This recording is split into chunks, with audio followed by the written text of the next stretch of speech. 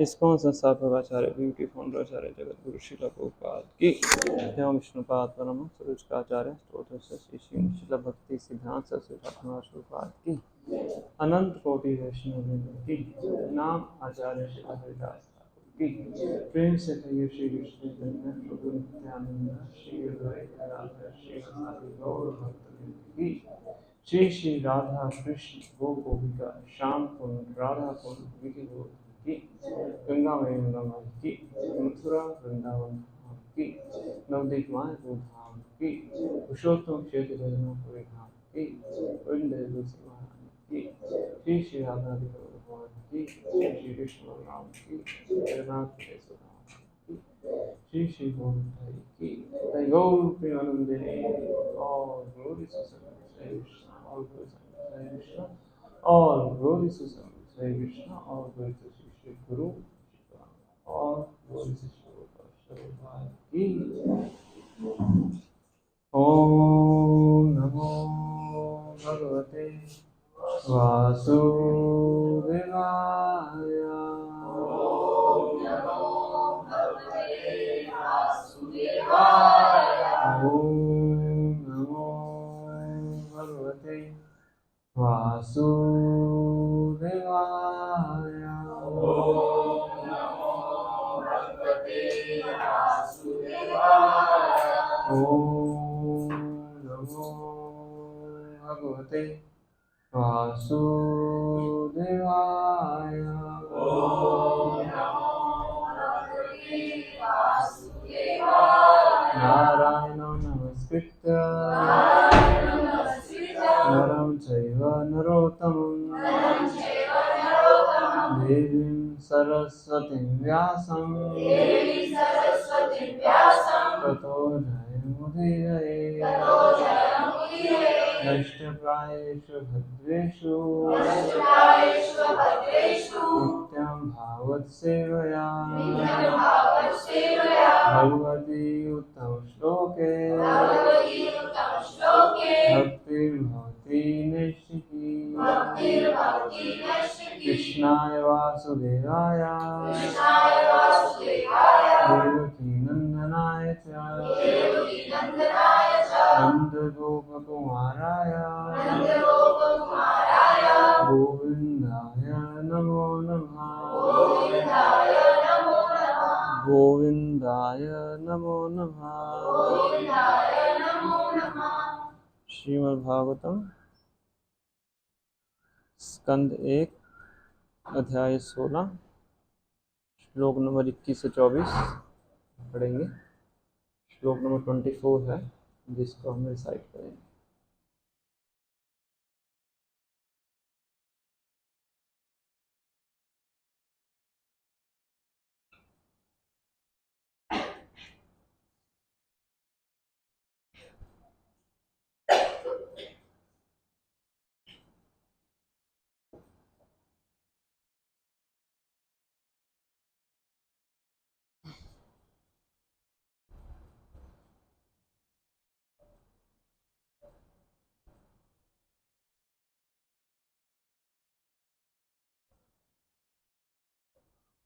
Group में भी है, यहाँ भी देख सकते हो।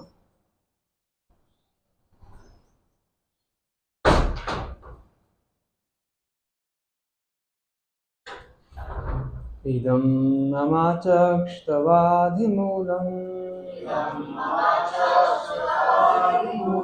वसुन्धरये विकसितासि कालेन वाते वलिना वलीयसा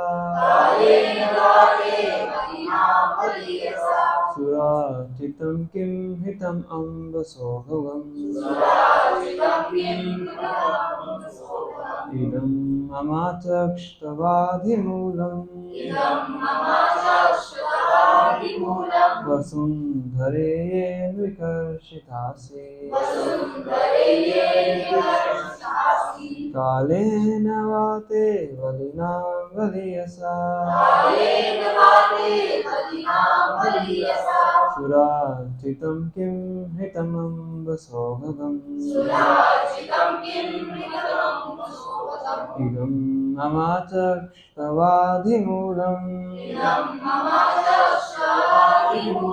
वसुन्धरेयेन विकर्षितासि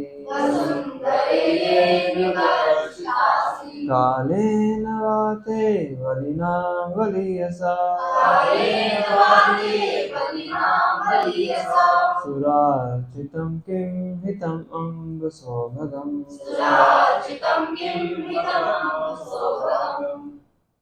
इदं ममाचेव तवादिमूलम् वसुन्धरेयेन विकर्षितासि कालेन वाते बलिनां बलियसा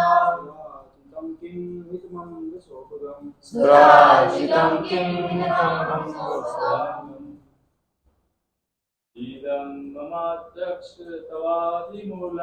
इदं ममाचक्षवादिमूलम् वसुन्धरेयेन विकर्षितासि कालेन वाते बलिनां बलियसा जातिदं किं हतवं सौभागम् सुरार्चितं किं हितम् अम्ब सौभगम् माताजी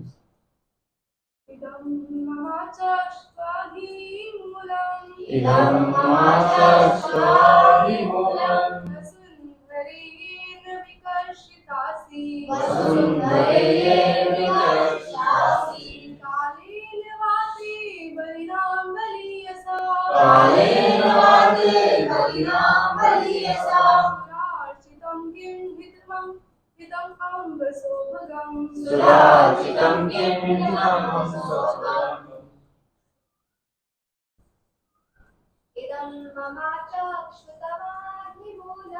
इदं ममाचक्षवादिमूलम् वसुन्धरेयेन विकर्षितासि कालेन वाते बलिनां बलियसा सुरार्चितं किं हितमम्ब सौभगम्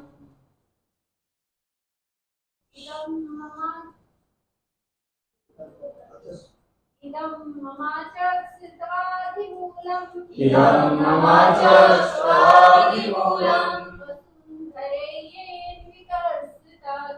वसुन्धरेयेन विकर्षितासि कालेन वाते बलिनां बलियसा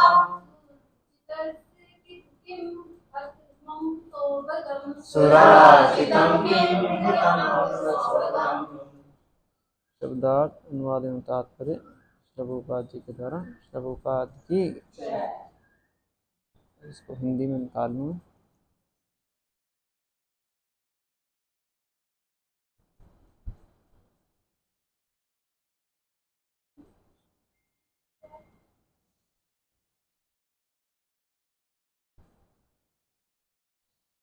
सबसे निवेदन है कि अपना फ़ोन साइलेंट कर लीजिए।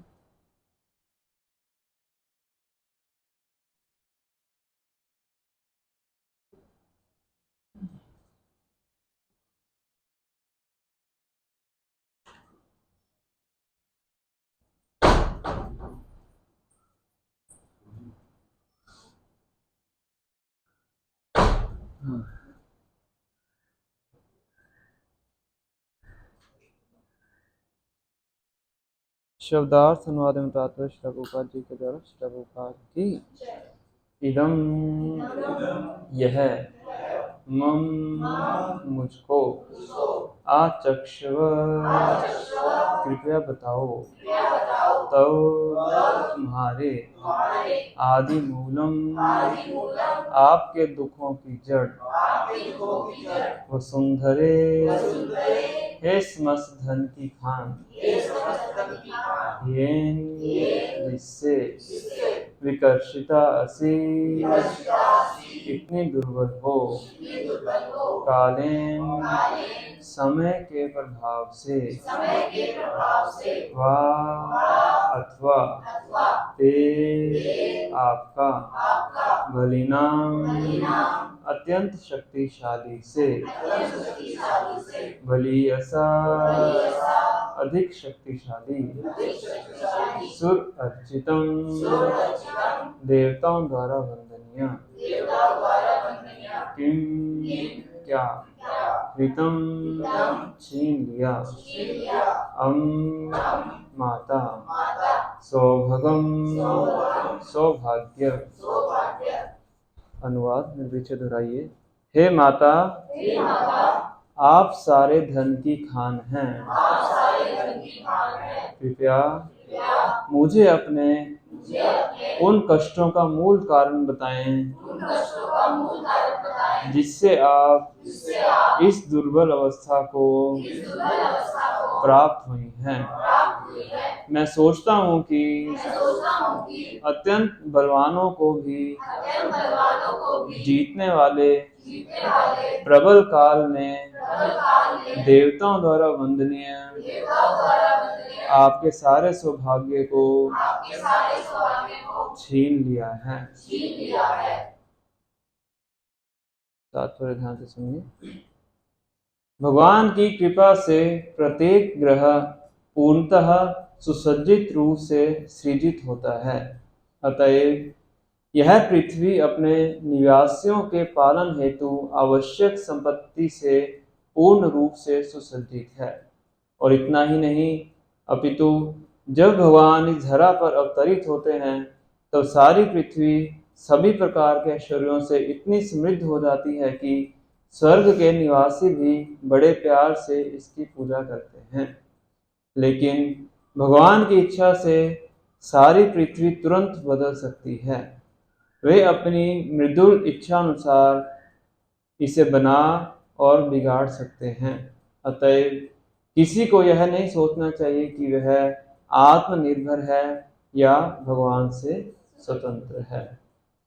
ओम अज्ञानतिमिरन्धस्य ज्ञानाञ्जनशलाकया चक्षुरुन्मिलितं येन तस्मै श्रीगुरुवे नमः। श्रीचैतन्यमनोभीष्टं स्थापितं येन भूतले स्वयं रूपः करुणामयं ददाति स्वपदान्तिकं। वन्देऽहं श्रीगुरो श्रीयुतात्मं श्रीगुरुं वैष्णवांश्च श्रीरूपं साग्रजातं सहगण रघुनाथान्वितं तं सजीवं साद्वैतं सावधूतं परिजन सहितं कृष्ण चैतन्यदेवं श्रीराधा कृष्णपादां सहगण ललिता श्रीविशाखान्वितांश्च। हे कृष्णा करुणा सिन्धु दीनबन्धु जगत्पते गोपेश गोपिकान्त नमोस्तुते। तप्तकाञ्चन गौराङ्गी राधे वृन्दावनेश्वरी वृषभानुसुते देवी प्रणमामि हरिप्रिये। वाञ्छाकल्पतरुभ्यश्च कृपा सिन्धुभ्येव च पतितानां पावनेभ्यो वैष्णवेभ्यो नमो नमः। जय श्री कृष्ण चैतन्य प्रभु नित्यानंद श्री अद्वैत गदाधर श्रीवासादि गौर भक्तवृंद।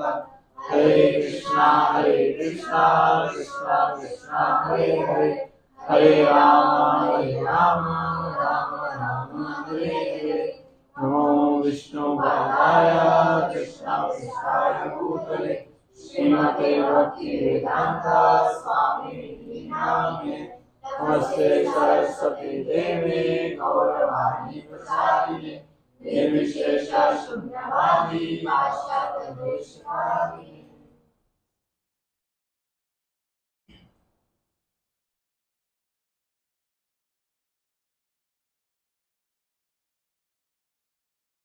हरे कृष्ण।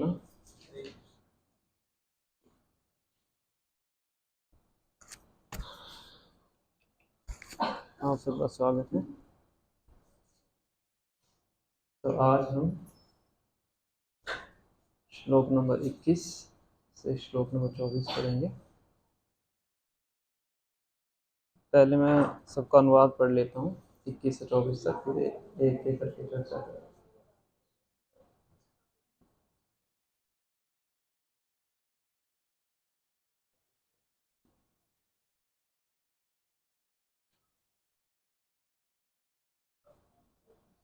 प्रसंग क्या चल रहा है, किसको पता है? धर्म जो कि बैल के रूप में है, जिसकी 3 टांगें टूटी हुई हैं, और धरती जो कि गाय के रूप में है, जिनकी आंखों से आंसू बह रहे हैं। तो धर्म है वो पृथ्वी को, मतलब गाय को क्या कर रहा है? प्रश्न कर रहा है। तो सभी फोन साइलेंट कर लीजिए। लास्ट क्लास में नरसिंह कथा चर्चा की थी। उससे पहले क्लास में हमने 2 श्लोक चर्चा किए थे, इसमें जो धर्म पृथ्वी से प्रश्न कर रहा है, बेसिकली पृथ्वी से उसके दुख का कारण पूछ रहा है और अलग अलग क्वेश्चन कर रहा है। और क्वेश्चंस क्या दिखाते हैं? कलयुग के सिम्टम। तो कुछ हम कलयुग के सिम्टम्स को चर्चा करेंगे। 2 श्लोक उस तरह से हैं, और आखिरी के 2 श्लोक हैं जिसमें भगवान के अप्रकट होने के बारे में इंगित करते हैं, उसके ऊपर चर्चा करेंगे। श्लोक नंबर 21। क्या आपको उन दुखियारी स्त्रियों तथा बच्चों पर दया आ रही है जिन्हें चरित्रहीन पुरुषों द्वारा अकेले छोड़ दिया गया है? अथवा आप इसलिए दुखी हैं कि ज्ञान की देवी अधर्म में रत ब्राह्मणों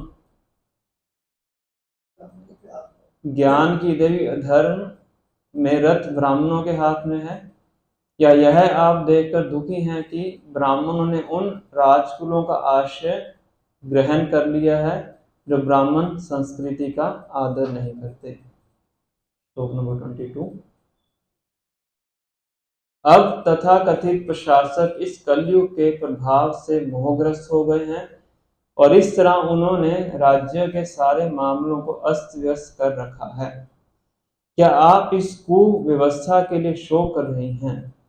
अब सामान्य जनता खाने पीने सोने तथा सहवास के विधि विधानों का पालन नहीं कर रही है और वह सारे कार्य कहीं भी और कैसे भी करने के लिए सनद्ध रहती हैं। क्या आप इस कारण से प्रसन्न हैं? श्लोक नंबर 23।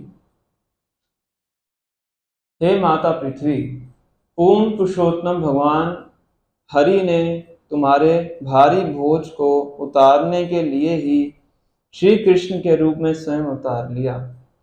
यहाँ के उनके सारे कार्य दिव्य हैं और वे मोक्ष पथ को पक्का करने वाले हैं। अब आप उनकी उपस्थिति से विहीन हो गई हैं। शायद अब आप उन्हीं कार्यों को सोच रही हैं और उनकी अनुपस्थिति में दुखी हो रही हैं। और अभी जो श्लोक उन्होंने उच्चारण किया है, हे माता, आप सारे धन की खान हैं। कृपया मुझे अपने उन कष्टों का मूल कारण बताएं जिससे आप इस दुर्बल अवस्था को प्राप्त हुई हैं। मैं सोचता हूँ कि अत्यंत बलवानों को भी जीतने वाले प्रबल काल ने देवताओं द्वारा वंदनीय आपके सारे सौभाग्य को छीन लिया है। तो इसके बाद श्लोक नंबर 25 में जो पृथ्वी है वो बोलना शुरू करती हैं।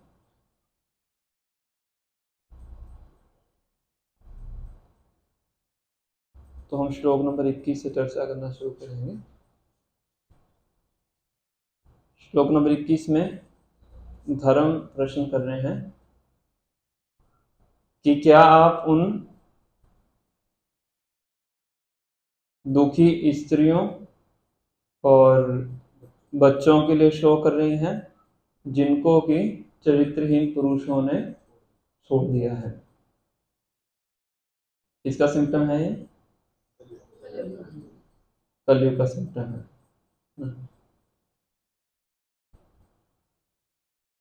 तो ये कलयुग के सिम्टम्स क्यों यहाँ पे आए हुए हैं, इसके बारे में क्यों चर्चा करने की आवश्यकता है? पहली बात तो ये जानने के लिए कि हम कौन सी जगह पे हैं, कैसे इन्वायरमेंट में हैं। दूसरा कि शास्त्र श्रीमद् भागवतम को कब लिखा गया था? श्रीमद् भागवतम की जो रचना है कब की गई थी? द्वापर युग के अंत में बोला गया था, और व्यास ने कब लिखा था? कलयुग के शुरुआत में। मतलब उस टाइम पे कलयुग पूर्ण रूप से आया नहीं था, पर जो उस टाइम पे लिखा हुआ है वो आज के टाइम पे क्या हो रहा है, एज इट इज घट रहा है। तो इससे हम समझ सकते हैं जो शास्त्र है वो कोई माइथोलॉजी नहीं है, इम्प्रैक्टिकल नहीं है, सब कुछ क्या है, सत्य है, प्रमाणिक और व्यवहारिक है, प्रैक्टिकल है। तीसरा कि जब हमें पता लग गया है कि हम कैसे इन्वायरमेंट में है, कैसी स्थिति में है, तो अपने आप को कैसे बचा सकते हैं। इसलिए इन लक्षणों को भी चर्चा करने की आवश्यकता है, ताकि पता तो लगे क्या क्या घट रहा है। तो अभी जो इसमें बताया है कि पृथ्वी माता से प्रश्न कर रहे हैं कि क्या आप उन स्त्रियों और बच्चों के लिए दुखी हैं जिनको पुरुषों ने छोड़ दिया है। तो कलयुग में हो रहा है कि नहीं ऐसा? मैंने थोड़ा सा नेट पे सर्च किया था, तो टाइम्स ऑफ इंडिया में एक पूरा सर्वे किया हुआ था, तो उसने बताया कि भारत में 4.5% जो स्त्रियां हैं वो क्या हैं, सिंगल मदर हैं। कितनी? 4.5%, मतलब 13 मिलियन भारत के। पूरे विश्व में ये सुनकर तो आप चौंक जाएंगे, 3 बच्चों में से जो एक बच्चा है वो क्या है, सिंगल पेरेंट चाइल्ड है, 3 में से। तो कितना, 101 मिलियन सिंगल मदर्स यूएसए के। 101 मिलियन कितना हो गया, 10 करोड़, 10 करोड़ हो गया, 10.1 करोड़। इतनी क्या है, सिंगल मदर्स।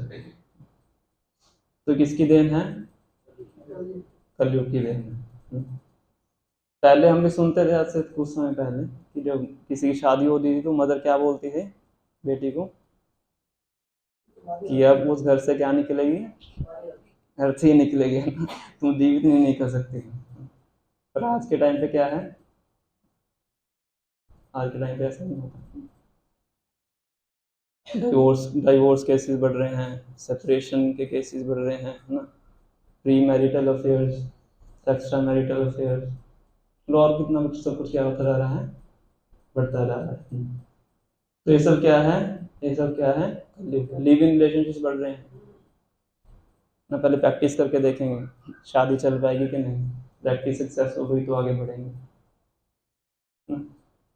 तो इससे क्या हो रहा है, प्रभुपाद जी कहते थे कि वुमेन लिबरेशन के नाम पे वुमेन एक्सप्लॉयटेशन हो रहा है।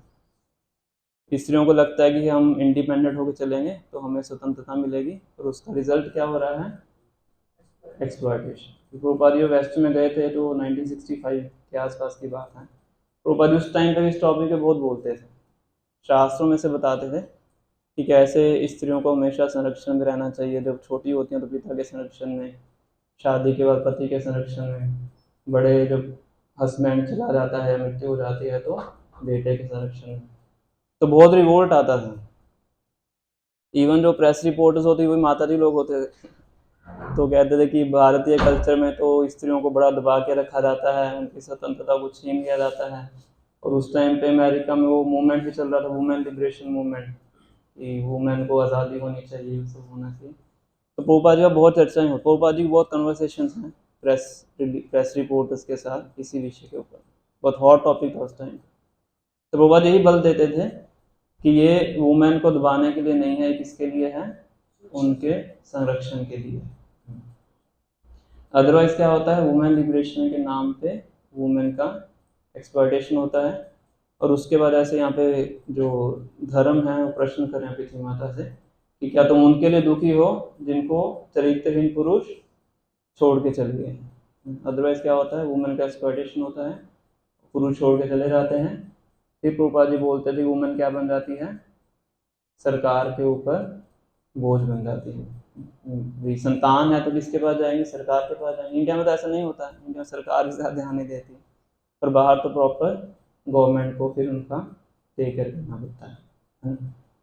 तो इस प्रकार से बताया जाता है कि अब जैसे समय बीत रहा है ऐसा बढ़ता ही जा रहा है। चरित्र दोनों का ही गिर रहा है, चाहे पुरुष हो चाहे स्त्री हो, दोनों का ही चरित्र क्या होता जा रहा है, गिरता जा रहा है। क्यों गिर रहा है, क्योंकि जो एजुकेशन है वो चरित्र निर्माण के लिए एजुकेशन नहीं दी जा रही। एजुकेशन किसके लिए दी जा रही है, स्किल बिल्डिंग के लिए। मेनली फोकस एजुकेशन का किसके ऊपर है, स्किल बिल्डिंग के ऊपर, पर कैरेक्टर बिल्डिंग के ऊपर एजुकेशन का फोकस नहीं है। तो बड़े बड़े स्किलफुल लोग तो बन रहे हैं, पर उनके हाथ में क्या नहीं है, चरित्र नहीं है ना।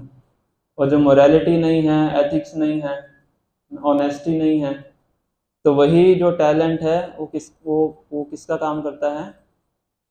जैसे कि एक चाकू है आपके पास, एक चाकू एक चोर के हाथ में है और वही चाकू एक डॉक्टर के हाथ में है।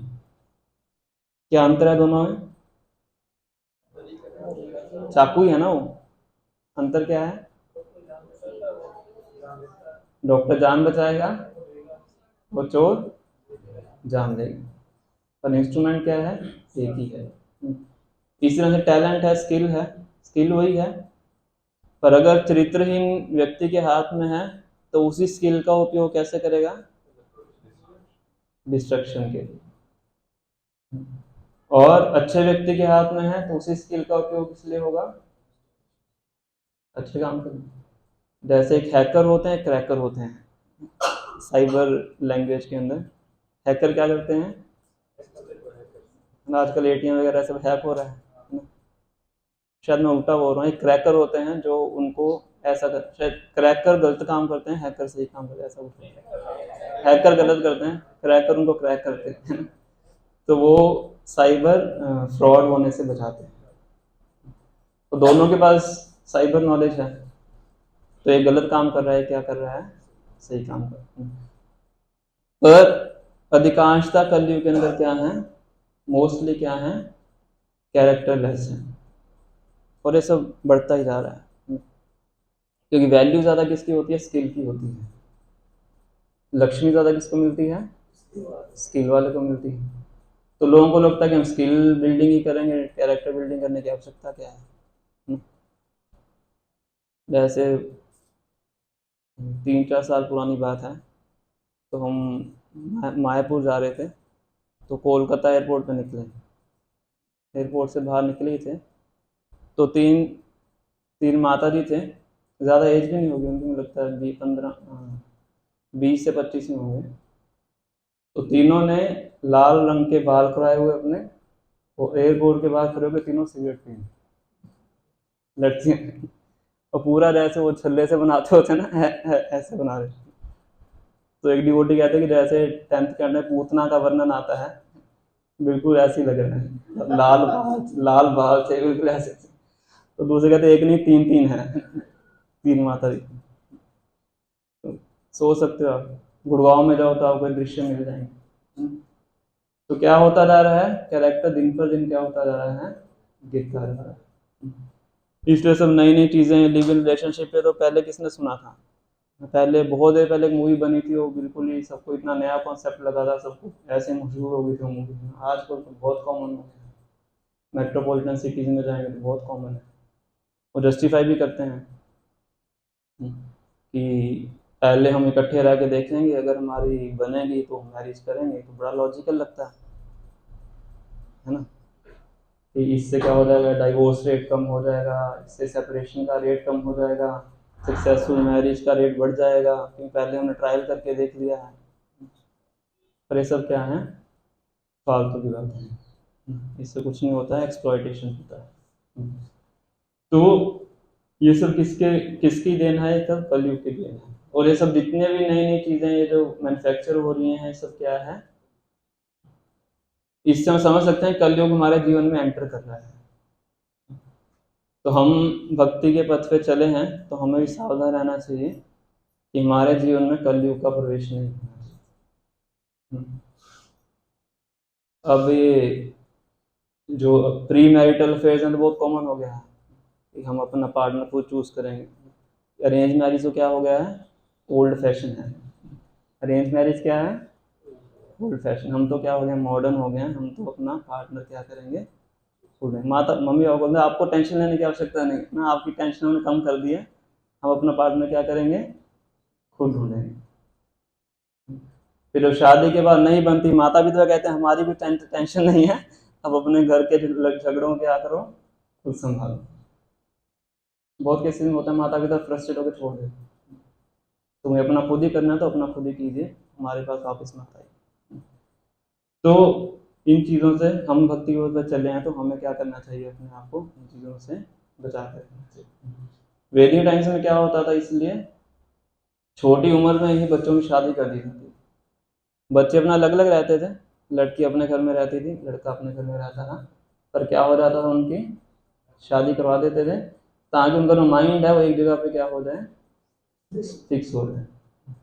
माइंड उनका फिर इधर उधर डिविएट नहीं करता, माइंड पीसफुल रहता था। और जैसे प्यूबर्टी की एज को क्रॉस करते थे, उन दोनों की क्या हो जाती थी, मैरिज हो जाती थी। वैदिक टाइम्स में होता था, पर आजकल कुछ लोग इस कॉन्सेप्ट को अच्छे समझ नहीं पाए, तो उन्होंने इसको बंद करवा दिया, क्योंकि इसका गलत उपयोग भी हो रहा था चाइल्ड मैरिज, और उसके से लॉजिक ये था, इस प्रकार से ऐसा होता। तो ये कलयुग का सिम्टम है जो धर्म है, पृथ्वी माता को बता रहे हैं। फिर नेक्स्ट क्या पूछ रहे हैं उनसे, are you unhappy because the goddess of learning is being handled by Brahmins addicted to acts against the principles of religion. कि जो विद्या की देवी है किनके हाथों में है, उन ब्राह्मणों के हाथों में है जो धर्म के पथ पे नहीं चल रहे हैं। क्योंकि वर्ण आश्रम व्यवस्था के अनुसार ब्राह्मणों को एक हाई पोजीशन मानी जाती है।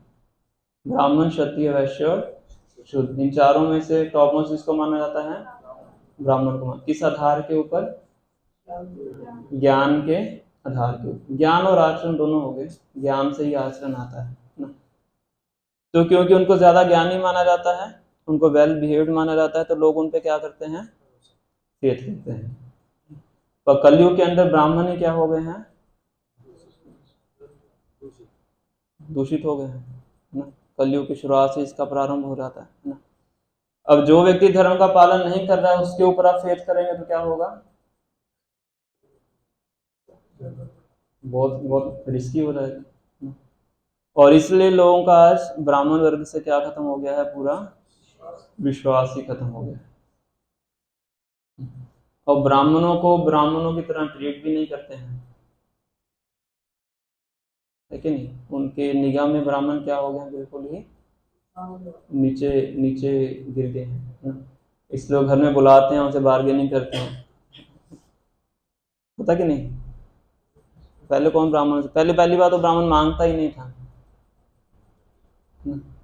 तो उसी से रिस्पेक्ट बढ़ जाते थे कि ठीक है मांगते नहीं, तो अपने आप जो देता था उसको स्वीकार करते, या तो वापस ही कर देते हैं ना। मुझे याद नहीं, शायद दशरथ महाराज से भगवान राम थे, जब उन्होंने यज्ञ किया था तो सारा अपना राज्य ही किसको दे दिया, ब्राह्मण। जिस ब्राह्मण को यज्ञ करने के लिए बुलाया, यज्ञ के बाद सारा राज्य उस ब्राह्मणों को ही दे दिया।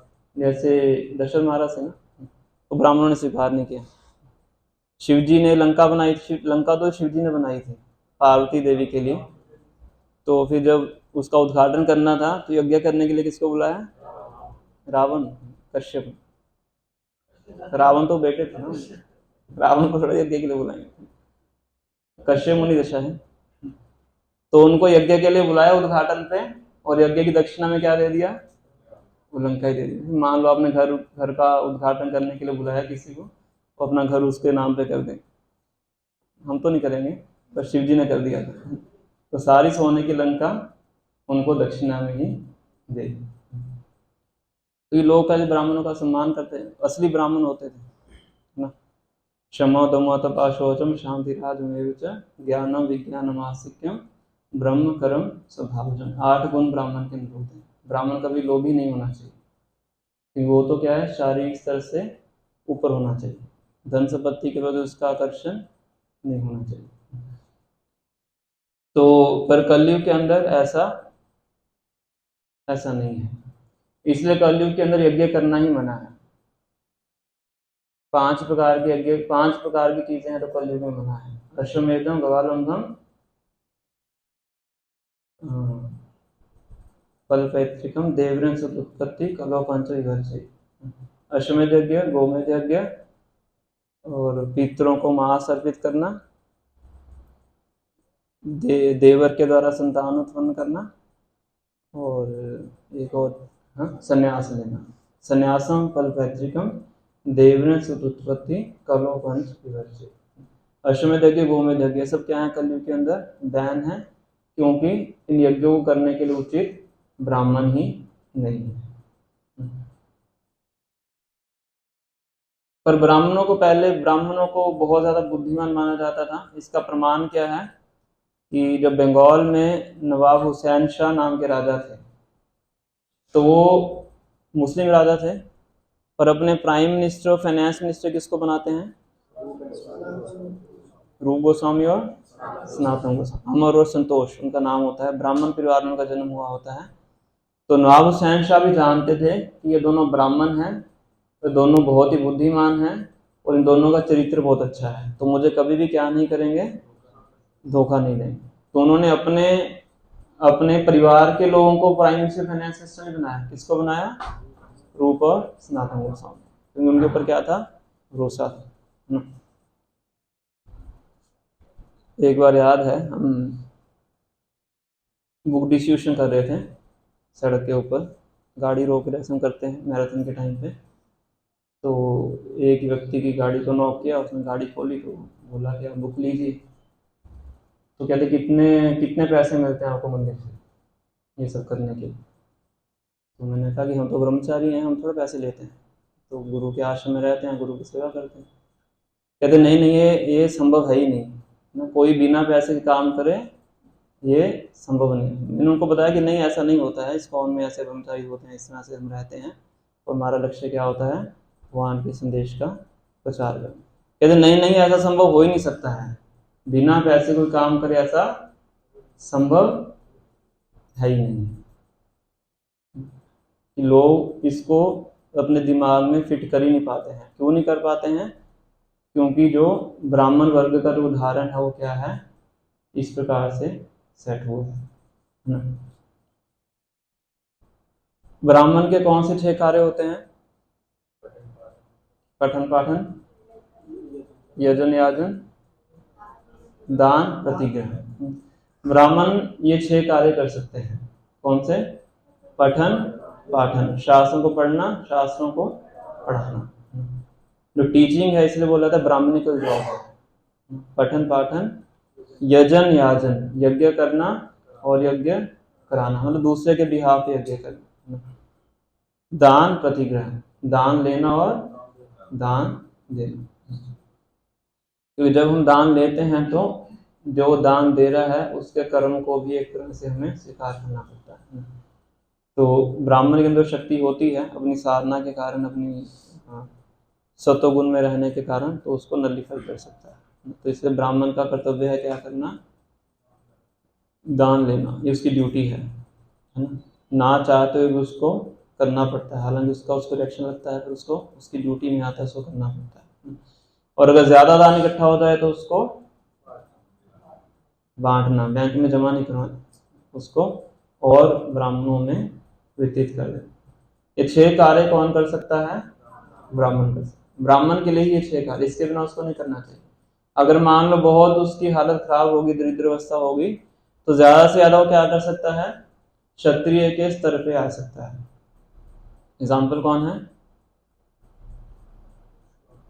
बहुत प्रोमिनेंट एग्जाम्पल है द्रोणाचार्य। द्रोणाचार्य ने क्या क्या कार्य करते थे वो? मिलिट्री टीचर, ब्राह्मण थे ना, पर क्षत्रिय का कार्य कर रहे हैं, सिखा रहे हैं। युद्ध में भी पार्टिसिपेट किया उन्होंने एज क्षत्रिय के रूप में, पर इससे नीचे वैश्य और शूद्र का कार्य। एक बार हम ऐसे किसी कैब में जा रहे थे, तो जो ड्राइवर थे वो ब्राह्मण थे बाय कास्ट, बड़े बड़े बाल भी रखे हुए थे, क्लिप भी लगाया हुआ था उन्होंने। तो फिर मुझसे प्रश्न वगैरह कर रहे थे कि ऐसे ऐसे कैसे कैसे होता है।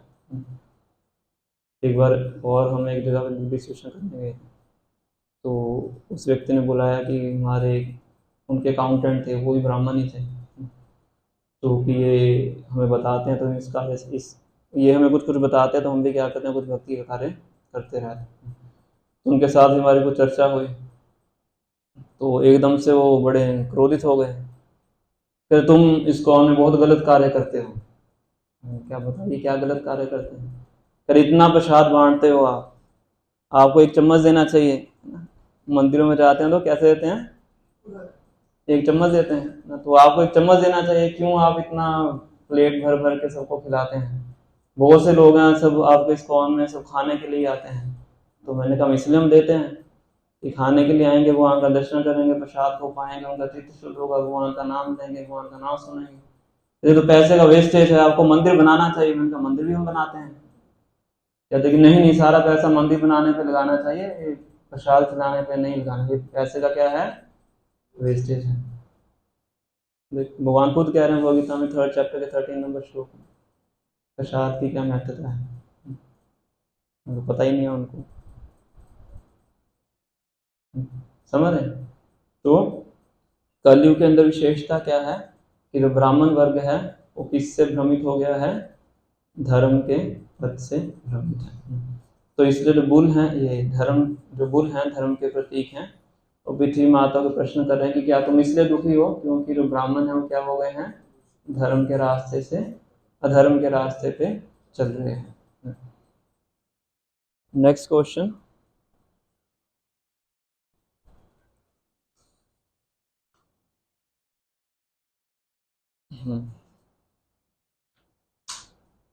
Are you now lamenting this disorder? Now the general populace does not follow the rules and regulations for eating, sleeping, drinking, mating, etc. And they are inclined to perform such acts anywhere and everywhere. तो कितना विवादी प्रश्न पूछे। तो general public है, कौन सी 4 चीजें हैं? खाना, सोना, पीना, क्या पीना? और मीटिंग, कि उसके अंदर इन चारों एक्टिविटीज को करने में कोई रूल्स रेगुलेशन फॉलो नहीं करते, और कहीं भी और कभी भी इनको करते हैं।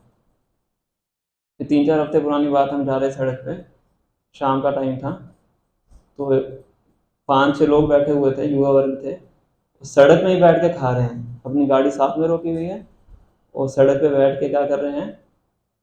सर्कल बना के वहीं बैठ के खा रहे हैं, और एक उनसे वीडियो बना रहे हैं बीच सड़क में, बस एक गाड़ी के जाने की जगह छोड़ के बीच सड़क में खा रहे हैं, है ना? They can do anywhere and everywhere, कभी भी खाओ, कहीं भी खाओ, है ना? फास्ट फूड, चलते फिरते भी खाओ। फास्ट फूड का कॉन्सेप्ट कहाँ से आया है?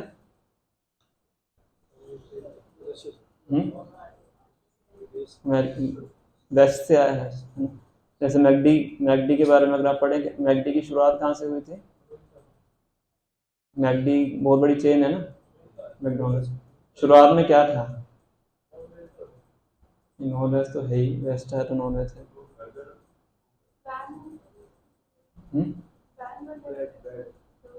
हाँ, ड्राइव थ्रू बोलते हैं उसको, कि गाड़ी इस तरह से बनाया होता है, जैसे टोल टैक्स होता है ना, वैसे कि गाड़ी बीच में से जाती है, तो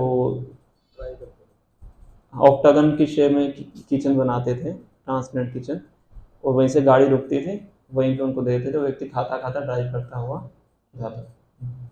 तो धीरे धीरे बढ़ते बढ़ते कॉन्सेप्ट कहाँ पे आ गया? इंडिया तक आ गया। तो इंडिया में ड्राइव थ्रू है, तो गाड़ी से नीचे भी उतरने की आवश्यकता नहीं है, गाड़ी से अपना खरीदिए, गाड़ी चलाते रहते क्या कीजिए? खाइए, चलते हुए भी खाइए साइकिल पे भी खाई है, स्कूटर पे भी खाई है और गाड़ी में भी खाई है। तो एनी वेयर एंड एवरीवेयर। ऐसी स्लीपिंग है, भगवान ने सोने का समय बनाया है। क्या समय है सोने का? सोने का समय क्या है? रात के कितने बजे? रात तो बहुत बड़ी है।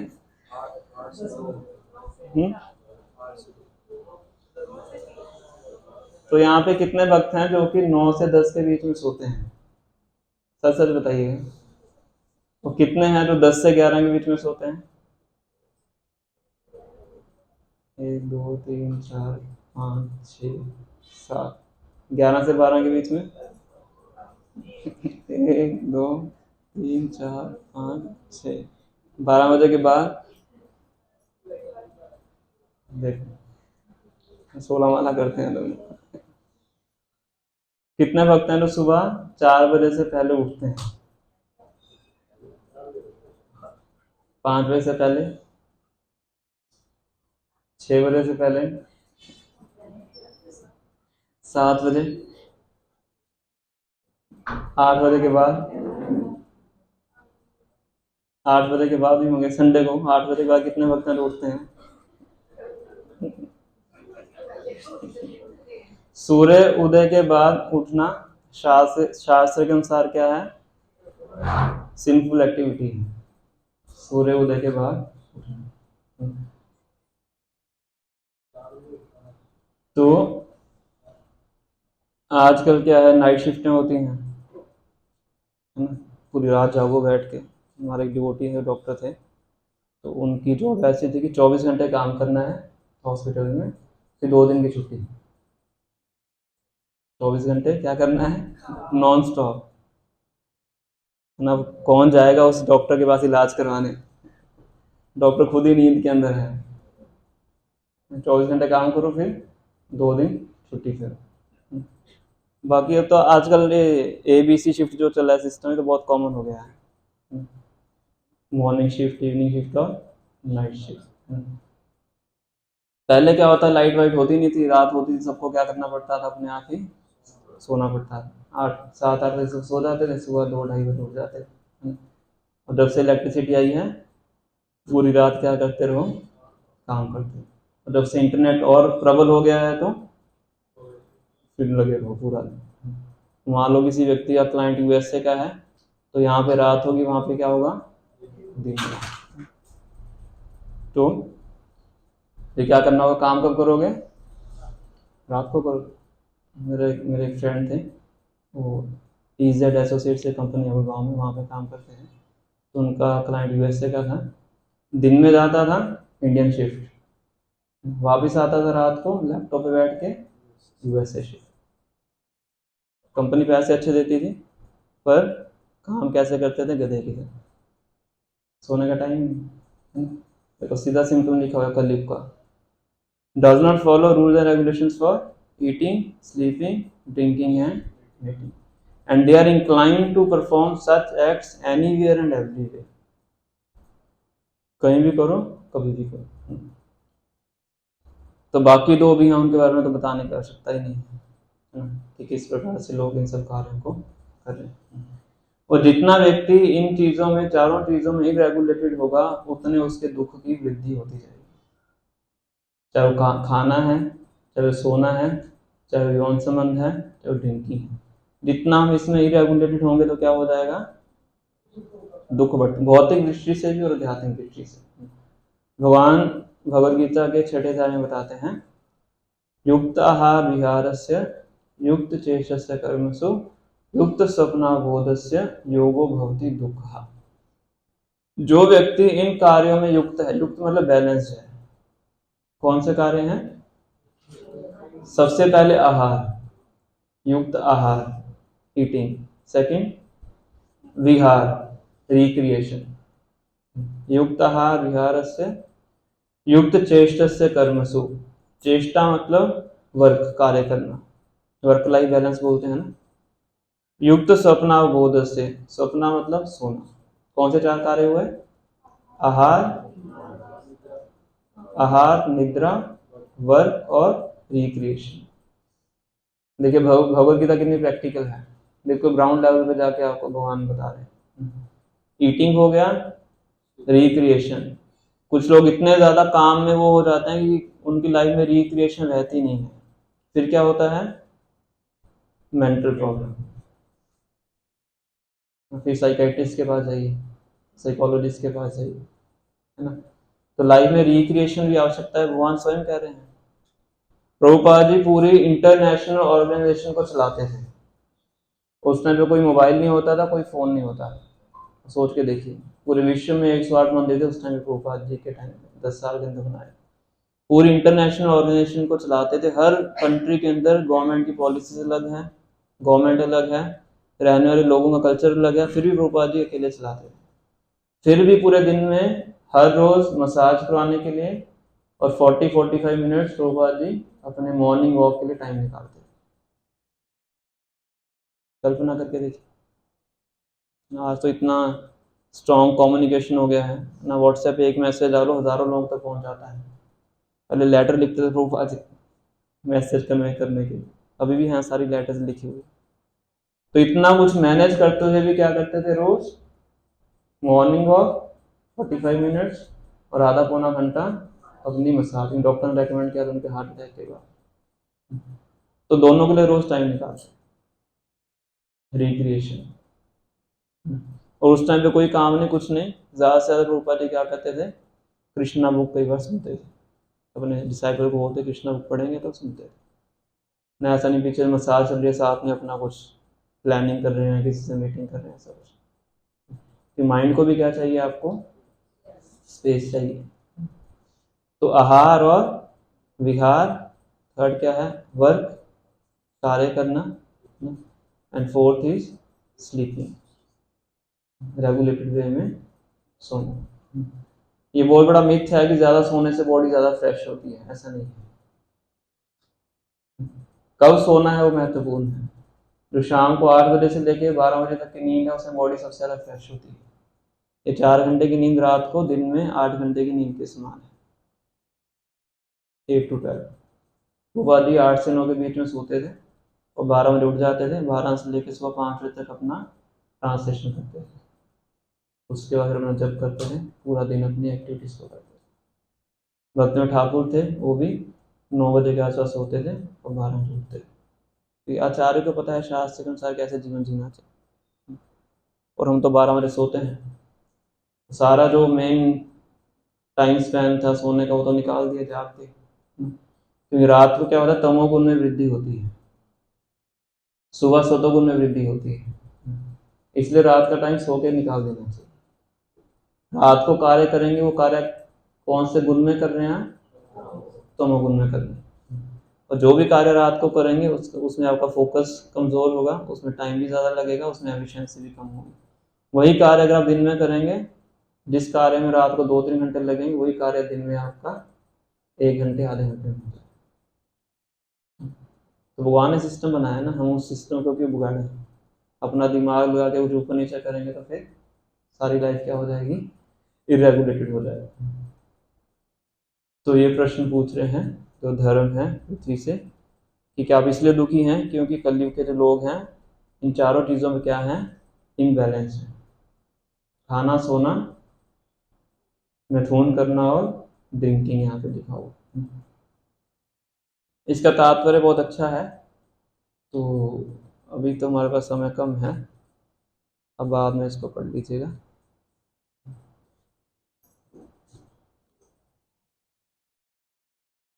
फिर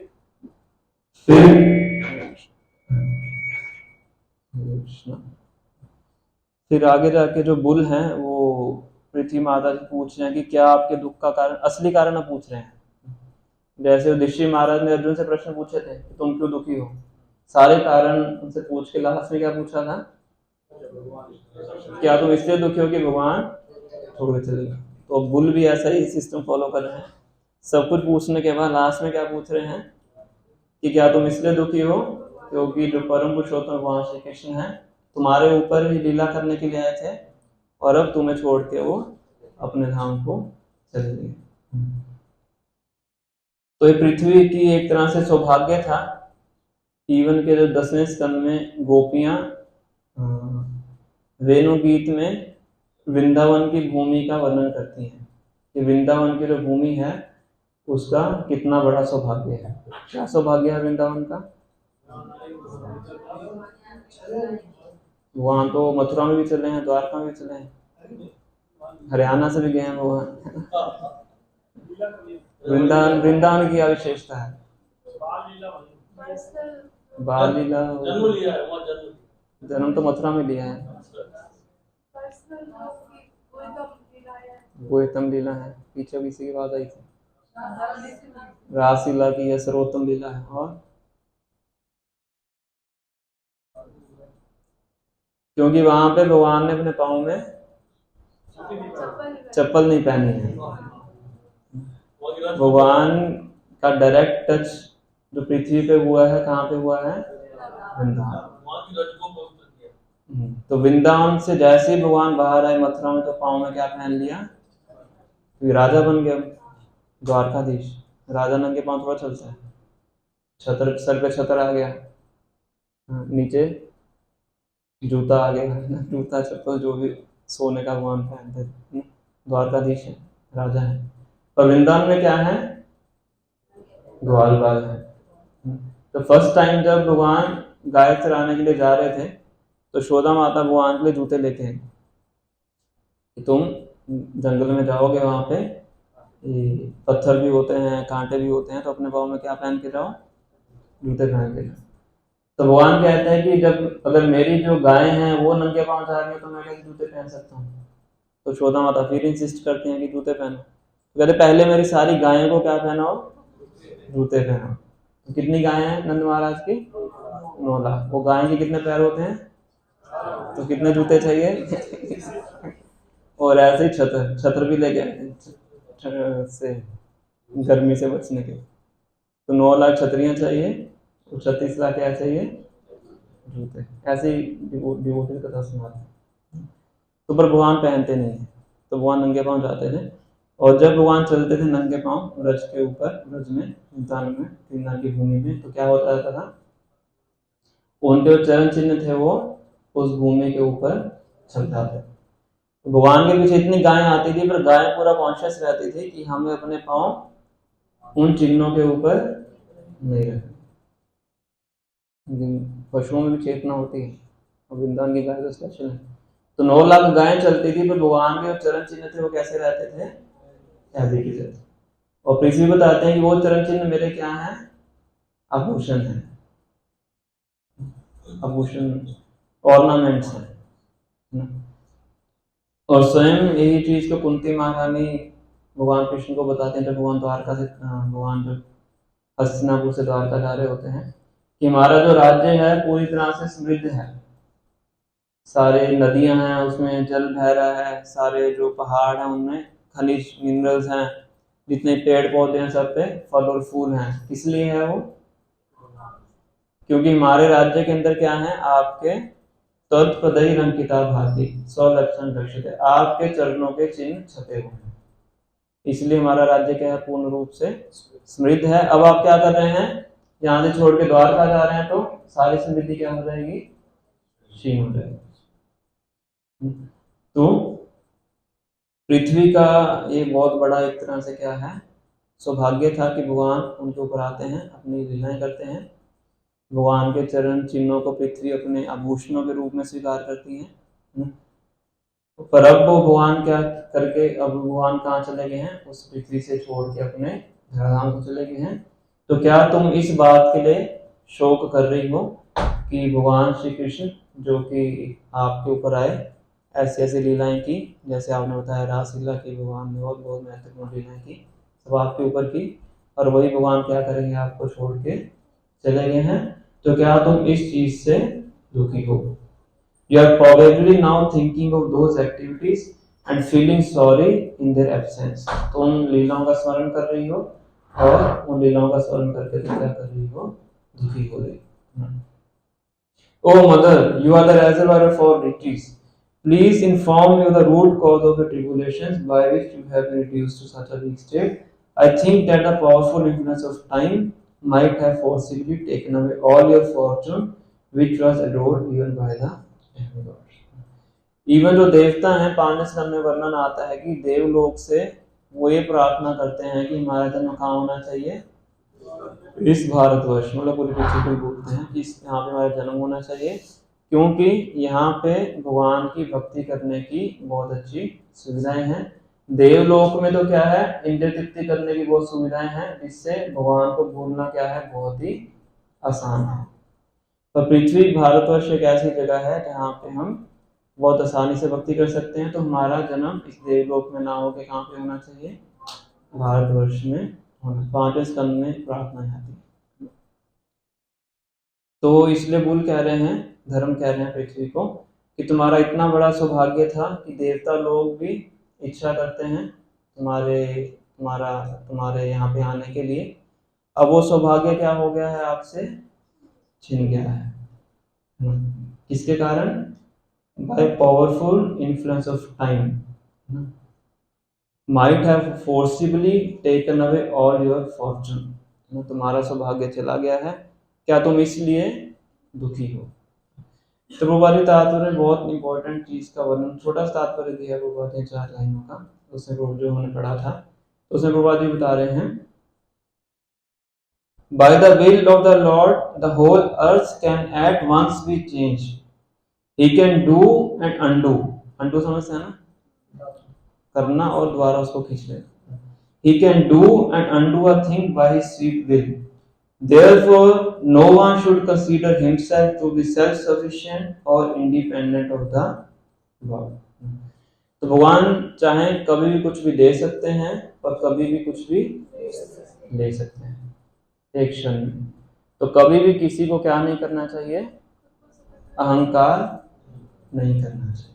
तो यहाँ पे लिखा हुआ है, अपने आप को कभी भी स्वतंत्र नहीं समझना चाहिए। तो अगर कुछ है हमारे पास तो क्या समझना चाहिए, किस कारण है, भगवान की कृपा से है ना। तो ये नहीं समझना चाहिए कि मेरे बलबूते से है ना।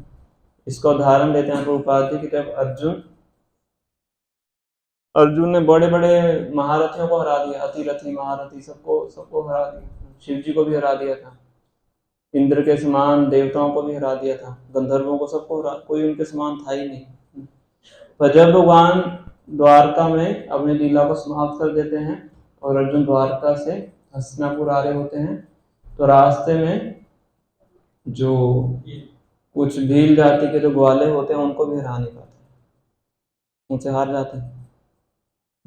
गांडीव वगैरह सब कुछ था उनके पास, पर क्या कर जाते हैं, उनसे भी परास्त हो जाते हैं। उसके तात्पर्य प्रभुपाद जी बहुत अच्छे से वर्णन करते हैं कि कभी भी हमें अहंकार नहीं करना चाहिए। जो भी शक्ति है किसके द्वारा दी गई है, भगवान के द्वारा दी गई है, कुछ विशेष कार्य को करने के लिए दी गई है, और तब तक रहेगी जब तक वो कार्य भगवान को निष्कासित कर उस कार्य को करना है। और जब उसकी आवश्यकता नहीं रहेगी तो भगवान क्या कर लेते हैं, उस शक्ति को छीन लेते हैं। यदुवंश का भगवान ने संहार किया, यदु तो बहुत शक्तिशाली थे ना, उनका भगवान ने क्या कर दिया, संहार के माध्यम से उनको वापिस धाम में भेज दिया। तो शक्ति भगवान से प्राप्त होती है, भगवान के द्वारा ही दी जाती है। कोई ऐश्वर्य मिलता है भगवान के द्वारा ही दिया जाता है, विशेष कार्य के लिए दिया जाता है। तो कभी ये भ्रम नहीं होना चाहिए कि मेरी शक्ति कारणों प्राप्त हुआ है, कि भगवान चाहे तो कभी भी उसको छीन सकते हैं और कभी भी दे भी सकते हैं। अगर आप अहंकार करो कि देखो मेरे पास ये है उसके पास नहीं है, हो सकता है भगवान कल उसको दे दे, आपसे छीन ले, उल्टा हो जाए। तो इसलिए कभी भी क्या नहीं करना चाहिए, अहंकार नहीं करना। वो बड़ी तात्पर्य में इसका वर्णन करते हैं। और ये भी शिक्षा हम ले सकते हैं कि भगवान को अपने जीवन में हम प्रवेश करवाएंगे, भगवान को अपने जीवन में लेके आएंगे तो हमारा जीवन क्या हो जाता है, आध्यात्मिक रूप से भी और भौतिक रूप से भी समृद्ध हो जाता है ना।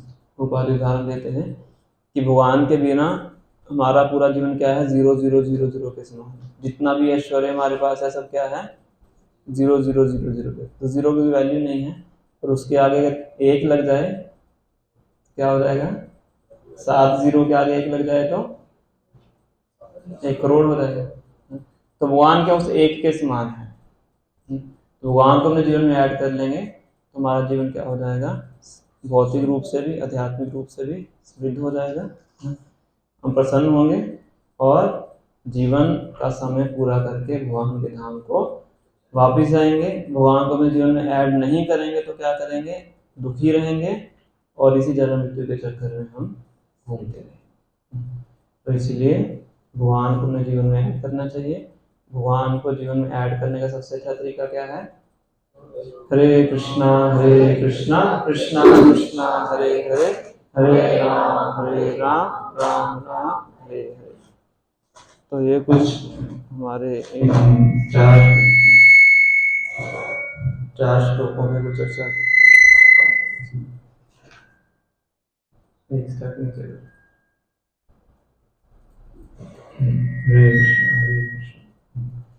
तो अगर किन्हीं भक्तों के प्रश्न है तो पूछ सकते हैं, स्कूल के स्टूडेंट्स हो, कोई बाहर है, किसी को 1-2 प्रश्न है तो हम ले सकते हैं। स्टॉप करें।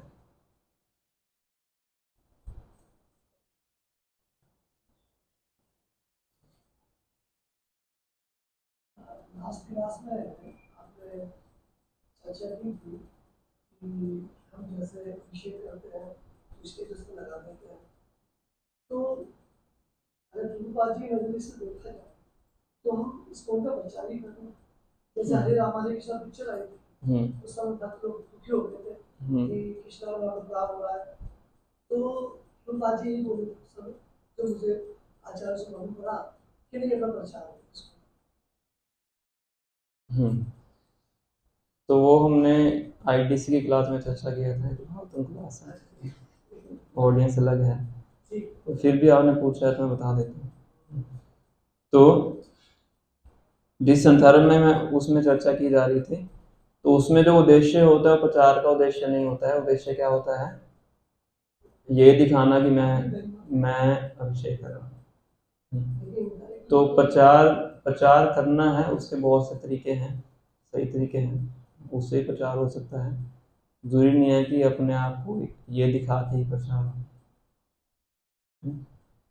प्रचार करने के बहुत तरीके हैं। तो अगर फिर भी प्रचार की दृष्टि से तो ठीक है, अगर सेल्फ एंगेजमेंट के लिए है, इसको ईगोटिस्टिकल एटीट्यूड। ईगोटिस्टिकल एटीट्यूड का मतलब होता है अपने आप को केंद्र में रखना। तो वो हमारे लिए हमारी भक्ति की नहीं, उस विषय के बारे में चर्चा कर रहे थे। अपने आप को केंद्र बिंदु में रखना, भगवान को केंद्र बिंदु में रखें तो अच्छा, उससे प्रचार हो। अदरवाइज प्रचार क्या होगा कि वो अभिषेक कर रहा था, वो ऐसा हो गया है, वो ऐसा, हमारा प्रचार होगा, भगवान बैकग्राउंड। ठीक है, कोई और प्रश्न किसी का? श्री राधिकरण भगवान की, श्री गौरताई की, जगत गुरु श्रील प्रभुपाद की, जय गौर प्रेमानंदे।